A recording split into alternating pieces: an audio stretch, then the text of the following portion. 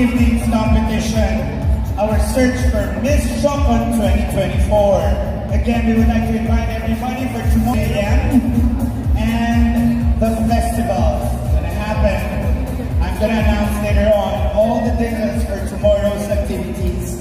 And most especially, bukas ng gabi na po, ang gabi ng parangal at ang ating variety show to be followed by the most awaited fireworks. Courtesy of our local officials over here. Magandang gabi po sa inyo. So